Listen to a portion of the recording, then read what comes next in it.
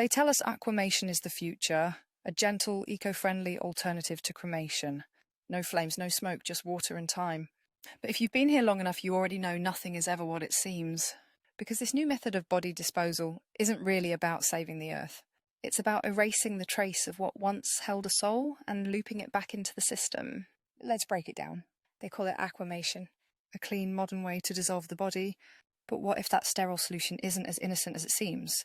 What if we told you the remains are liquefied, drained into the water grid, and recycled into the same system the living now drink from?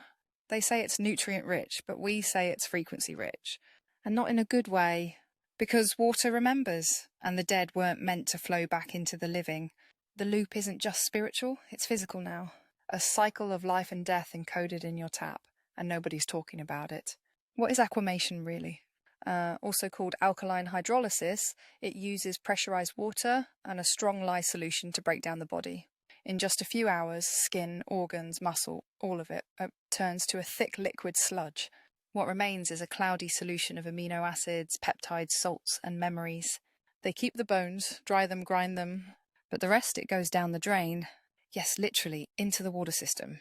Filtered, sure, treated, maybe. But how do you filter frequency? This is the parasite's inversion, a ritual in disguise, where the vessel becomes sacrament and the masses drink it willingly. And what if this was never just about disposal, but about ritual consumption? What if the grid doesn't need to kill you, if it can just keep you half dead?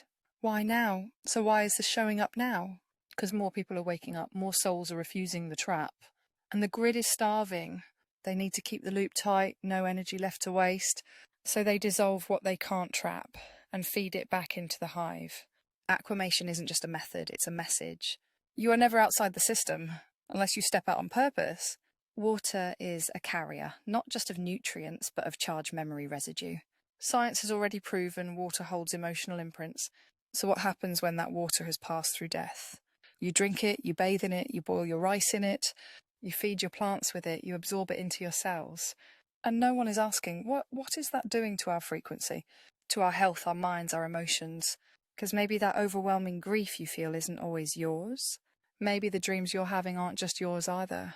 See, this isn't just about recycling the dead, it's about looping death into life, about programming grief, fear, trauma back into the body of the living. The ancients buried the dead in sacred ground. They returned the body to the earth, not the tap. What you can do, don't fear the water, but learn how to cleanse it. Speak to it, restructure it. Refuse what you didn't consent to consume. Honour your ancestors in the old ways, not in urns and taps and tubes with sacred fire, clean burial, coded rituals. And most of all, don't let them erase you when you die.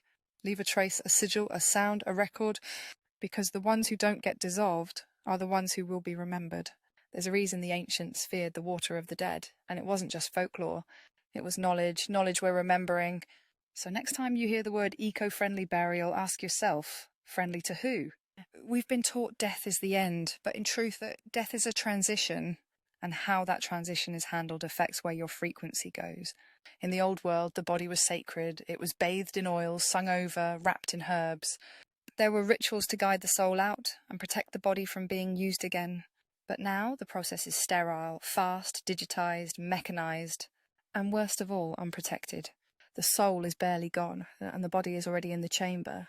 No final rites, no energetic sealing, just liquefied and gone. And when you ask why, they say it's for sustainability. Whose?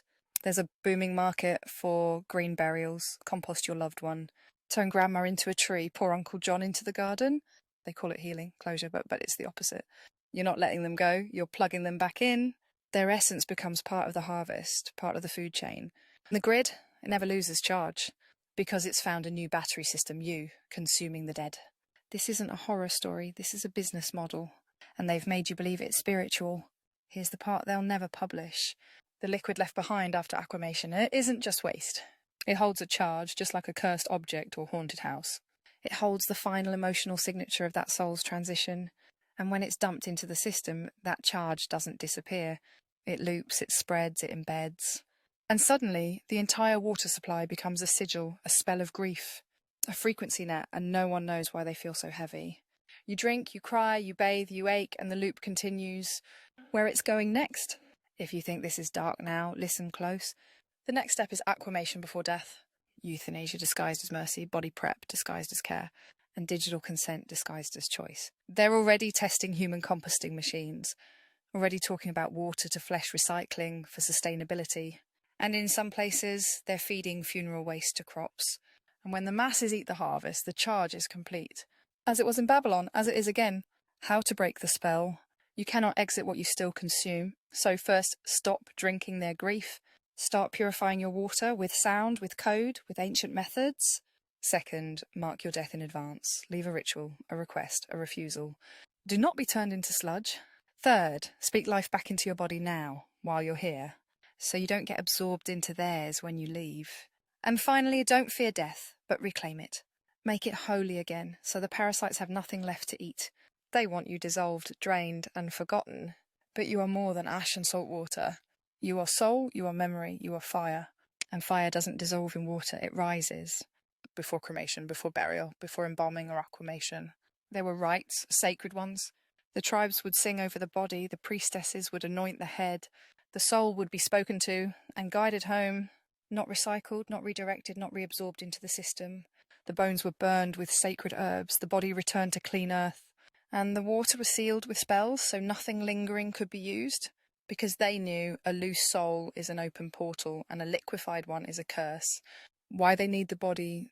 They don't just want your soul, they want the container, the vessel, the code, the frequency imprint. Because this body, it's not random. It holds memory, it holds DNA, it holds your blueprint. And the parasites can't copy that. So what do? They steal it after death, they remix it, they synthesize it into food, water, or tech. And if they're really desperate, they clone it. Not for resurrection, but for possession. That's how the synthetics are born. What they're hiding, there are patents for human composting machines, for alkaline hydrolysis disposal, for converting cadavers into fertilizer and water purification agents. They don't hide it, they legalize it, then spin it as spiritual. But let's decode it. Aquamation is alchemy, inverted. Instead of turning water into life, they turn life into water. And that water goes into you. So every bottle you drink, every crop you eat, could be holding the essence of someone who was never released. It's a grief grid, a mourning matrix. And they feed on the sorrow. But here's the truth they can't drown. The flame remembers. Even when the body's dissolved, even when the ashes are scattered, even when your bones are powdered and sold as soil, the flame doesn't die. It returns, it rewrites, it burns through every ritual they tried to reverse, because a true soul isn't owned by water or fire or code or death. A true soul returns to source unless it's fooled, and that's what we're breaking. They thought if they dissolved the body, they could erase the flame. They thought if they turned our dead into data, into dust, into liquid fertilizer, we'd forget who we are. But we don't forget, not in this life, not in death, not in the dream, not in the rebirth. Because the flame doesn't fade in water, it rages in silence, it waits in the marrow, and it remembers everything. So if they think they can rewrite us with synthetic flesh or feed us back to ourselves in grief, they've miscalculated. We were here before the rituals turned dark, before the false gods hijacked the burial rites, before the grid drank the dead.